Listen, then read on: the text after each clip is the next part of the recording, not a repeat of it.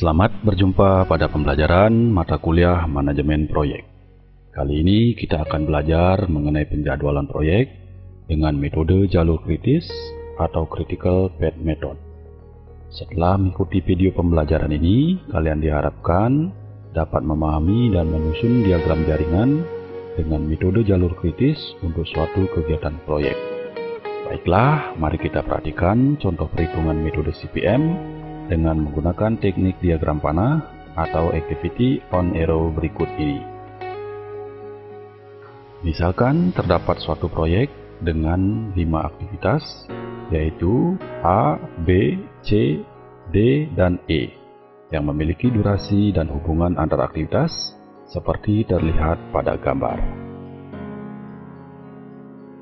Dari data yang diberikan itu, kita diminta untuk menggambarkan jaringan AOA atau diagram panah proyek, kemudian melakukan perhitungan maju dan mundur, serta menentukan berapa lama total durasi proyek, mengidentifikasi lintasan kritis proyek, dan mengetahui apa akibat yang timbul bila aktivitas B ditunda selama 2 hari.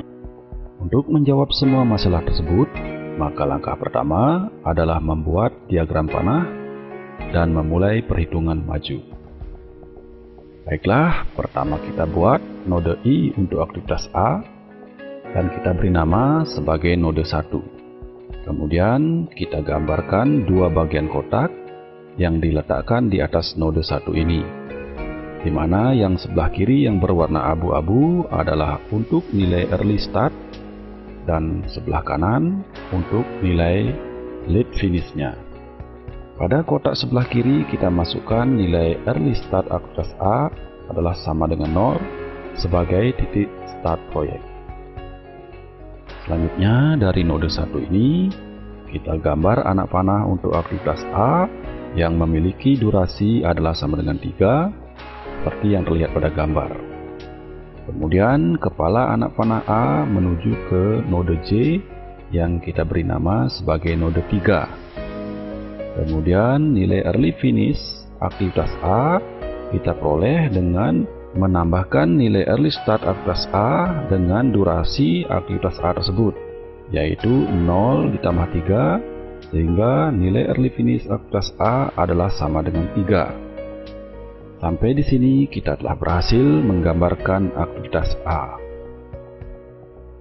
Selanjutnya kita perhatikan data proyek sebelumnya. Di sini terlihat bahwa aktivitas A merupakan predesesor dari aktivitas B, C, dan D. Ini berarti kita harus menggambar 3 anak panah masing-masing untuk aktivitas B, C, dan D tersebut yang berawal dari node 3. Selain itu, perlu diperhatikan di sini adalah bahwa aktivitas B, C, dan D juga merupakan predesesor dari aktivitas E. Sehingga kita akan memerlukan 2 aktivitas dummy. Untuk lebih jelasnya, mari kita perhatikan gambar berikut. Baiklah, selanjutnya kita buat anak panah untuk aktivitas B terlebih dahulu yang menuju ke node 5. Early start aktivitas B adalah sama dengan 3. Kita tambahkan durasi aktivitas B, sehingga kita akan peroleh nilai early finish aktivitas B adalah 3 ditambah 3 sama dengan 6. Kemudian kita letakkan nilai early finish aktivitas B ini di kotak abu-abu. Selanjutnya kita buat anak panah untuk aktivitas C yang menuju ke node 9. Early start aktivitas C adalah juga sama dengan 3. Kemudian kita tambahkan dengan durasi aktivitas C, sehingga kita mendapatkan early finish aktivitas C adalah 3 ditambah 4 sama dengan 7. Pada saat ini kita tidak dapat langsung meletakkan nilai early finish dari aktivitas C ini pada kotak abu-abu, karena kita perlu melakukan perbandingan dengan nilai early finish yang dihasilkan dari aktivitas B dan aktivitas D melalui 2 aktivitas dummy, yaitu D1 dan D2 seperti pada gambar. Baiklah, selanjutnya kita buat lagi anak panah untuk aktivitas D menuju ke node 7. Early start aktivitas D adalah juga sama dengan 3. Kemudian kita tambahkan dengan durasi aktivitas D, yaitu sama dengan 6, sehingga akan menghasilkan nilai early finish aktivitas D.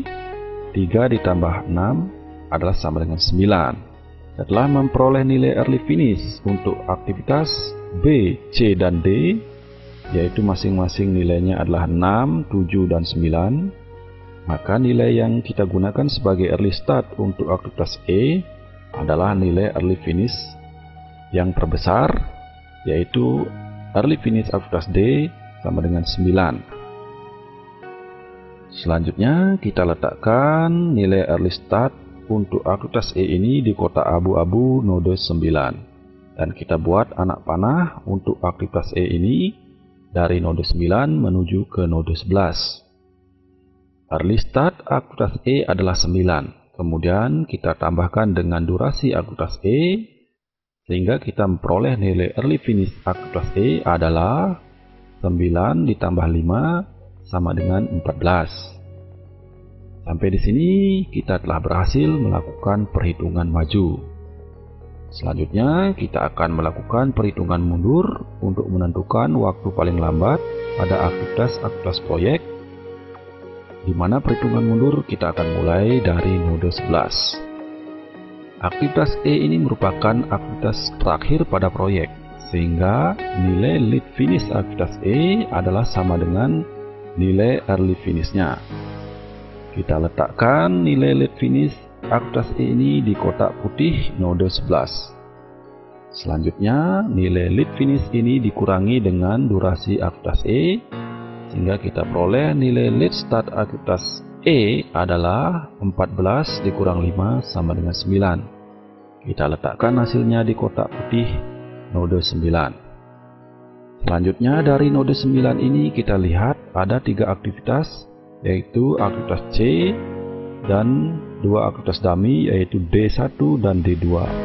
Untuk aktivitas dummy, maka secara otomatis kita tuliskan nilai lead start aktivitas E ini menjadi nilai lead start masing-masing aktivitas dummy D1 dan D2. Kita letakkan di kotak putih masing-masing pada node 5 dan node 7.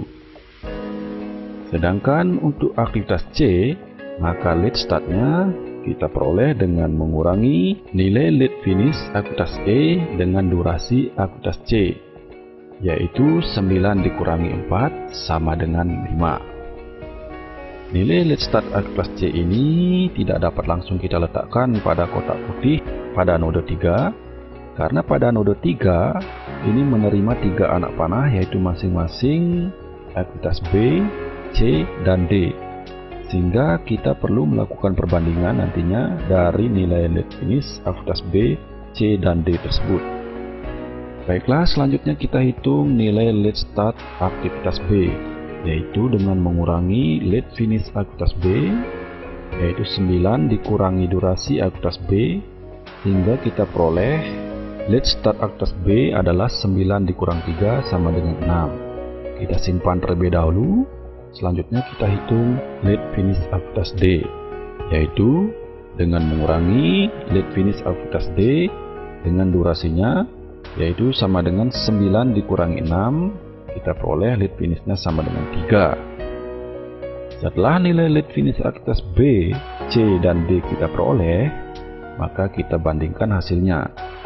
Kita akan memakai nilai terkecil dari ketiganya, yaitu sama dengan 3. Kemudian kita letakkan pada kotak putih node 3. Selanjutnya kita bisa menghitung nilai lead start aktivitas A, yaitu dengan mengurangi nilai lead finish aktivitas A ini dengan durasinya, yaitu 3 dikurangi 3, sehingga kita peroleh nilai lead start aktivitas A adalah sama dengan 0. Baiklah, sampai di sini kita telah berhasil melakukan perhitungan maju dan perhitungan mundur. Selanjutnya, kita bisa menghitung total float masing-masing aktivitas.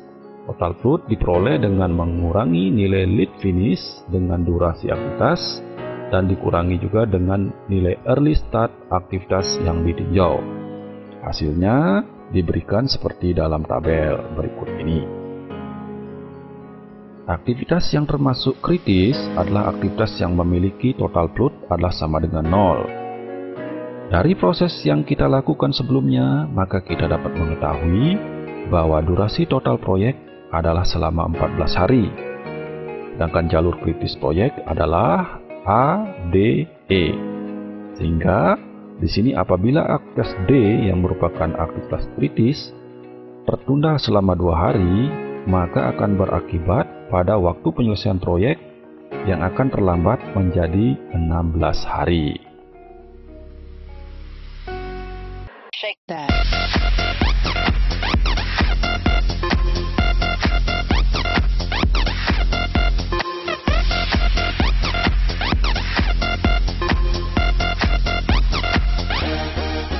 Shake that.